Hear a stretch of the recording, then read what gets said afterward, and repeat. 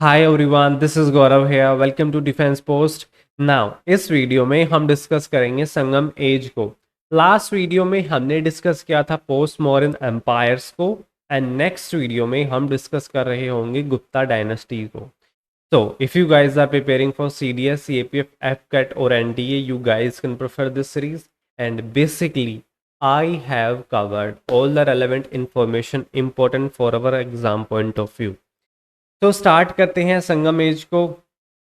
Basically संगम as start होती है 300 before Christ में, और ये कंटिन्यू रहती है 300 एडी तक। अब हमने मौर्यन एम्पायर में देखा था कि जो मौर्यन एम्पायर है वो 326 के आसपास स्टार्ट होता है। एंड मौर्यन एम्पायर की जो टेरिटरी होती है वो सदर्न इंडिया में तमिलनाडु से लेकर के नॉर्थ इंडिया प्लस में अफगानिस्तान, बलूचिस्तान एंड ईरान तक फैला होता है।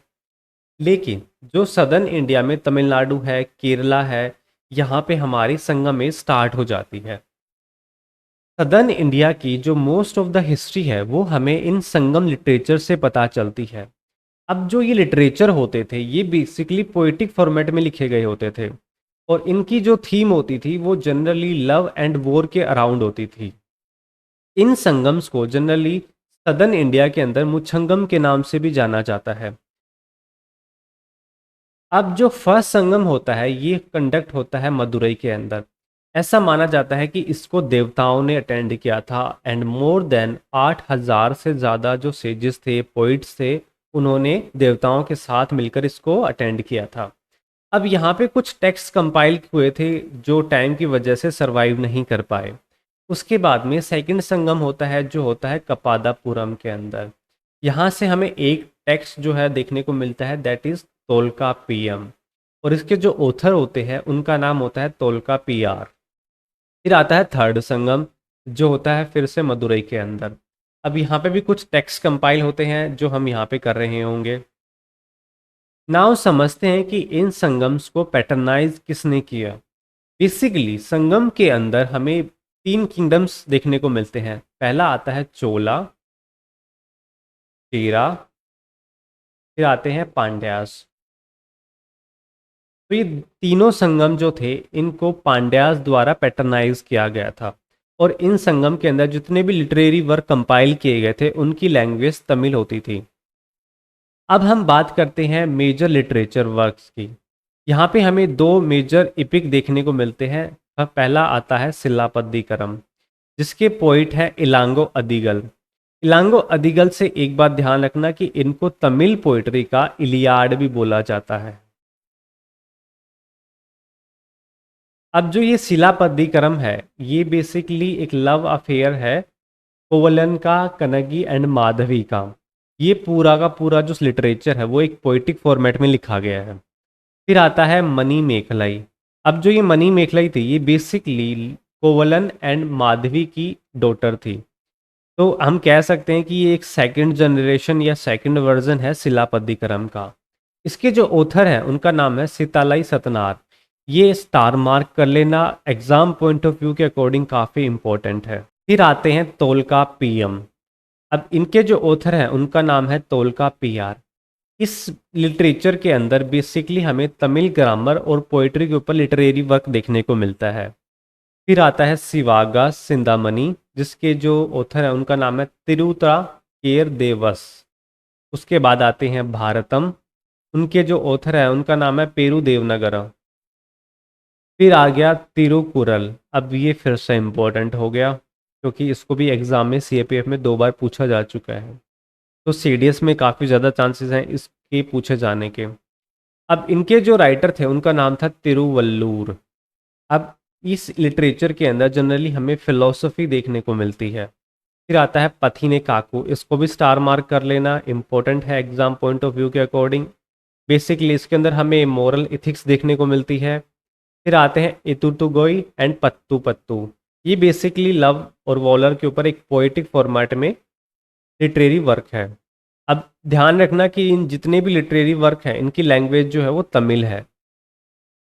नाउ डिस्कस करते हैं चोला एम्पायर को। बेसिकली ये हमें तीन ही एम्पायर हैं जो हमें पूरी संगम एज के अंदर देखने को मिलते हैं, और ये तीनों एम्पायर ही जो सदर्न पॉइंट है इंडिया का वहाँ पे रूल करते हैं। चोला का जो एम्पायर है वो बेसिकली कावेरी रीजन के आसपास फैला होता है। कावेरी जो रिवर है हमारी, उसके जो बेल्ट है वहाँ पे इसका एम्पायर फैला होता है। अगर हम मैप में देखते हैं तो ये वाला जो एरिया हो गया, ये पूरा चोला एम्पायर के अंदर आता था। अब जो ये कावेरी डेल्टा है इसको जनरली चोला मंडलम के नाम से भी जाना जाता है। मंडलम से ध्यान रखना कि किसी भी प्रोविंस को मंडल के नाम से जाना जाता था। इनका जो एम्बलम था वो टाइगर था, मतलब ये अपने जो फ्लैग यूज़ करते थे उसके ऊपर टाइगर को एज ए एम्बलम यूज़ करते थे। अगर हम इम्पोर्टेंट किंग की बात करें तो कराई कला इनके एक इम्पोर्टेंट किंग थे। फिर इनकी जो कैपिटल थी वो हमें यहाँ पे देखने को मिलती है उरैयूर के अंदर। फिर लेटर में जो ये पुहार है इस वहाँ पे ये अपनी जो कैपिटल है वहाँ पे ये अपनी एक्सचेंज कर लेते हैं। अब जो चोलाज होते हैं इन्होंने basically central and northern part occupy किया हुआ था तमिलनाडु का। अब ये वही पार्ट है कावेरी डेल्टा जिसको अपन बोलते हैं। मेंटेन एंड एफिशिएंट नेवी, इन्होंने नेवी को भी अच्छे से मेंटेन किया था। अब बेसिकली इनका जो रीजन था वो पूरा कोस्टल एरिया के आसपास था, ठीक है, तो इन्होंने नेवी भी मेंटेन की हुई थी। फिर आता है बैटल ऑफ फेनी। ये जनरली लड़ा जाता है चोला, चेरा एंड पांड्यास के बीच में, जहाँ पे जो चोलाज होते हैं वो फाइनली चेराज एंड पांड्यास को डिफीट कर देते हैं। तो बैटल ऑफ वेनी से ध्यान रखना कि ये संगम एज के अंदर हुआ था, चोला, चेरा एंड पांड्यास के बीच में हुआ था। उसके बाद में ये कुछ पोर्ट सिटीज़ होती हैं उनको डेवलप करते हैं, जिसमें आता है पुहार, कावेरीपट्टनम एंड नागपट्टिनम। यहाँ पे हम देख सकते हैं, देखो ये हो गया कावेरीपट्टनम एंड नागपट्टिनम। अब इनका सीक्वेंस याद रखना कि नॉर्थ से साउथ तक कौन सा पहले आता है, क्योंकि एग्जाम में ऐसे ही क्वेश्चन पूछे जाते हैं। अब यहाँ पे एक चीज़ और ध्यान रखना कि चोला पीरियड के अंदर हमने सबसे ज़्यादा एक्सपोर्ट किया था किसका, स्पाइसेस का, और किसके साथ किया था, रोमन्स के साथ में। ठीक है, नाउ डिस्कस करते हैं चेराज को। अब चेराज जो थे ये अपनी अपने आप को बेसिकली केरल पुत्रा के नाम से जानते थे, ठीक है, या अपने आप को इस नाम से प्रोनाउंशिएट करवाते थे। इनकी जो कैपिटल थी वो थी वणजी, जो है मालाबार रीजन के पास में। बेसिकली यहाँ पे ये वणजी आती है, ठीक है। अब इनका जो एम्बलम था वो था बो एंड एरो। ये जो फ्लैग यूज़ करते थे उसके अंदर इनका जो सिंबल यूज़ करते थे वो बो एंड एरो का करते थे। चोला से ध्यान रखना कि वो टाइगर का यूज़ करते थे, चेरा जो थे वो बो एंड एरो यूज़ करते थे। इंपॉर्टेंट पोर्ट की हम बात करें तो मुच्चिरी इनका एक इम्पोर्टेंट पोर्ट होता था जहाँ से ये लोग ट्रेड करते थे। फिर आते हैं इनके इंपॉर्टेंट किंग्स के अंदर सेंगुतुवन, जो एक रेड चेरा की कैटेगरी से बिलीव करते थे। ये एक इम्पोर्टेंट रूलर थे जिन्होंने एक कनगी कल्ट भी स्टार्ट किया था। कनगी कल्ट से एक ये माना जाता है कि ये जो थी वो कोवलन की वाइफ थी, तो इनको एक आइडियल वाइफ की तरह देखा जाता था, ठीक है। Now they sent ambassador to China, ये स्टार मार्क कर लेना, ठीक है। चेराज ऐसे रूलर थे जिन्होंने चाइना में अपने एम्बेसडर भेजे थे। फिर आ गया Karur, Muziris were important centre for trade. Muziris इनका पोर्ट था, यहाँ पे कुछ सेंटर थे इनके, ठीक है, जिनमें करूर हो गया, मुजीरी हो गया, ये ट्रेड के लिए इम्पोर्टेंट सेंटर होते थे। अब बेसिकली ये जो भी ट्रेड करते थे वहाँ पे कहीं ना कहीं इनको स्टोर करते थे, फिर इनके मार्केट्स बनते थे, तो करूर और मुजीरी जो थे इनके बड़े मार्केट्स होते थे। फिर आता है Roman settle near Muziris Pattanam. अब रोमन्स के साथ में चोला, चेरा एंड पांड्या, इन तीनों का जो ट्रेड था वो रोमन्स के साथ में बहुत ज़्यादा होता था, तो ये लोग उनको इनवाइट भी करते थे और फाइनली उन्होंने सेटलमेंट स्टार्ट कर दिया था अपना मुजीरीपट्टनम के अंदर। नाम आते हैं पांड्यास। अब पांड्यास जो थे इन्होंने ही संगम एज को फाइनली पैटर्नाइज किया था। इनकी कैपिटल थी मदुरई। अब हमने देखा था कि जो संगम एज के अंदर जितने भी संगम हुए हैं वो ऑलमोस्ट मदुरई के अंदर हुए हैं, तो यहाँ से हमें क्या पता चलता है कि पांड्यास ने उनको पैटर्नाइज किया था। अब इनका जो एम्बलम था वो था carp, that means two fish. वो अपने सिंबल में अपने जो फ्लैग्स होते थे उनके अंदर यूज़ करते थे। पोर्ट्स की अगर बात करें तो कोरकाई इनका एक इम्पोर्टेंट पोर्ट होता था।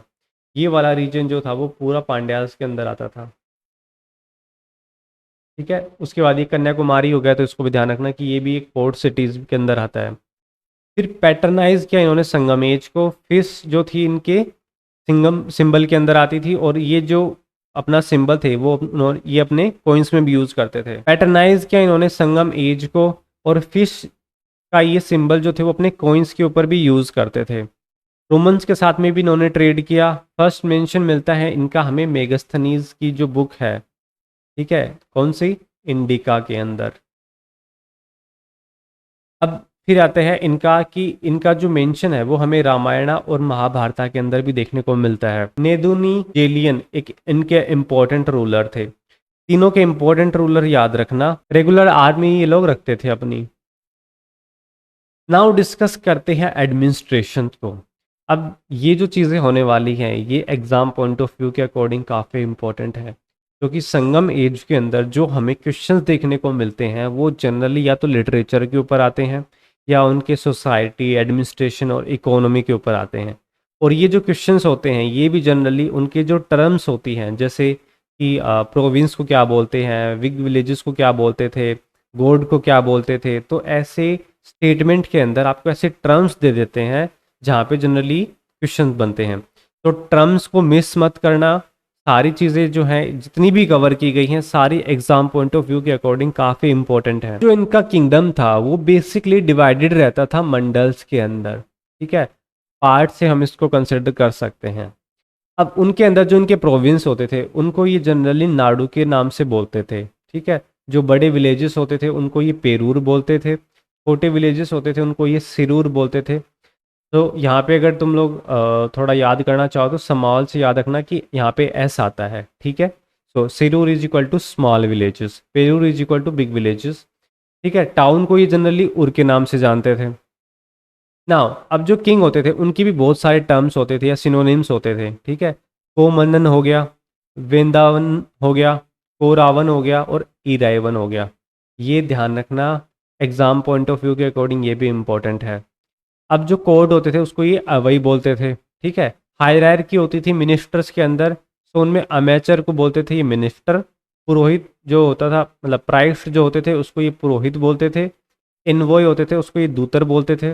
इनवॉय से हम क्या समझते हैं, जो एक किंगडम से दूसरे किंगडम में कोई स्पेशल जो कम्युनिकेशन है वो लेकर के जाता है तो उसको दूतर बोलते थे। सेनापतियार, कमांडर को ये सेनापतियार बोलते थे। पाइज को ये ओरार बोलते थे, ठीक है। फिर एक आता था कोठू, एक टाइप ऑफ एंटरटेनमेंट होता था जो ये अपने फ्री टाइम में करते थे। नाउ डिस्कस करते हैं इनकी इकोनॉमी को।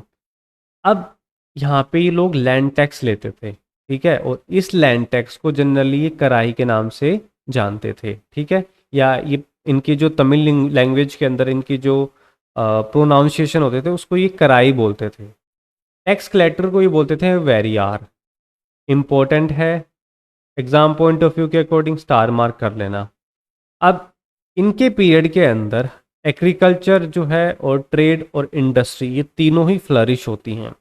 अब हमने देखा था कि रोमन के साथ में ये लोग बहुत ज़्यादा ट्रेड करते थे, ठीक है, और इसकी वजह से ये जो ट्रेड की इकोनॉमी थी ये काफ़ी इम्बैलेंस हो गई और इंडिया का जो ये पोर्शन है ये काफ़ी ज़्यादा फ्लरिश हुआ। एक्सपोर्ट में ये लोग मसलिन हो गया, पर्ल्स हो गए, ब्लैक पाइपर हो गए, स्पाइसेस हो गए, ये एक्सपोर्ट करते थे। इंपोर्ट में जो प्रीशियस गोल्ड मेटल्स हो गई, सिल्वर हो गई, मूंगा हो गए या ओलिव ऑयल्स हो गए, ये सब ये इंपोर्ट करते थे। फिर एक टर्म आती है बूटी। अब इसको क्या बोलते थे, जो वॉर जब भी करते थे ये लोग, जितने भी इनके वॉर्स होते थे तो वहाँ पे ये कुछ ना कुछ कैप्चर करते थे उस पर्टिकुलर एरिया से, तो उसको ये बूटी के नाम से जानते थे। नाउ डिस्कस करते हैं इनकी सोसाइटी को। अब सोसाइटी में इनकी क्लासेस में एक डाइवर्जन देखने को मिलता है, ठीक है। जो रूलिंग क्लास होती थी उसको ये बोलते थे अरासार के नाम से, ठीक है। फिर आता था इनका अंथनार। उसके बाद जो ट्रेड एंड कॉमर्स में जो कास्ट होती थी या जो सोसाइटी के जो लोग होते थे उनको ये वनीगर के नाम। एग्रीकल्चर से जो क्लास जुड़ी होती थी उनको ये वेलालार के नाम से जानते थे। इसको स्टार मार्क कर लेना क्योंकि इस पे क्वेश्चन आ चुका है। सो पॉसिबिलिटी है कि इनमें से कहीं पे कोई भी क्वेश्चन आ सकता है। स्लेव को ये लोग अधिमाई के नाम से जानते थे, ठीक है। कल्टीवेटर्स को ये उजावार के नाम से जानते थे। अब इनकी जो सोसाइटी थी वहाँ पे सती जो थी वो प्रिवेलेंट थी, लव मैरिज को जनरली एक्सेप्ट कर लिया जाता था। अब यहाँ पे एक इनके इम्पोर्टेंट गॉड आते हैं जो तमिल गॉड जिनको हम कंसिडर कर सकते हैं, उनका नाम था मुरुगन, ठीक है। तो इसको भी स्टार मार्क कर लेना। फिर आते हैं मुलाई। इन ये लोग कौन होते थे, जनरली जो ये पास्टरल पीपल होते थे, इनको ये लोग मुल्लाई के नाम से जानते थे। नाउ देखते हैं कुछ प्रीवियस ईयर क्वेश्चंस को। ठीक है। According to Tamil Sangam literature, who among the following were the large land owners. अभी अभी हमने पिछले ही स्लाइड में ये क्वेश्चन किया गया था। ठीक है। गहपतीज का संगम एज से कोई कनेक्शन नहीं है। फिर आते हैं उजावार्स, अधिमाइज एंड वेलालार्स। अभी अभी हमने देखा है कि अधिमाइज कौन होते थे, ये स्लेव्स होते थे। ठीक है। उजावार्स कौन होते थे, कल्टीवेटर्स होते थे। ठीक है। और वेलालार्स कौन होते थे, जो एग्रीकल्चर में या फार्मिंग में इंक्लूडेड होते थे। अब यहाँ पे कंफ्यूजन हमारा है वेलालार्स के अंदर और उजावार्स के अंदर। ठीक है। ये दो हमने रिजेक्ट कर दिए ना। यहाँ पे बात आती है, उजावार जनरली वो लोग होते थे जो जनरली किसी रेंट के ऊपर किसी भी लैंड को कल्टीवेट करते थे। तो ये लैंड के ओनर नहीं होते थे। ठीक है। विलालार जो होते थे, इनके पास में बड़ी बड़ी लैंड्स होती थी जिस पे ये लोग बाकी लोगों को हायर करते थे खेती वगैरह करने के लिए। ना आता है मनी मेखलाई। देखो ये क्वेश्चन आया हुआ है सीडीएस के अंदर। अब इसके हमने देखा था कि इसके जो ऑथर है वो कौन थे, सीतालाई सतनार। ठीक है। विच रिवर इज प्रेज्ड इन सिलापतिकरम। अब यहाँ पे देखो हमें नहीं पता कि कौन सी रिवर प्रेज की गई है, तो हम यहाँ पे क्या लगाएंगे, हम यहाँ पे एलिमिनेशन मेथड लगाएंगे। गोदावरी नहीं आती क्योंकि काफ़ी नॉर्थ में रह जाती है। सरस्वती पूरा नॉर्थ इंडिया के अंदर आती है। गंगा भी नॉर्थ इंडिया के अंदर आती है। तो फाइनल हमारा आंसर हो गया कावेरी। तो इस तरीके से हमें आंसर को एलिमिनेट करते हुए जो हमारा रियल आंसर है उसको रिड्यूस करना है। सो मिलते हैं नेक्स्ट वीडियो में। टिल देन सी या, कीप लर्निंग, बाय बाय।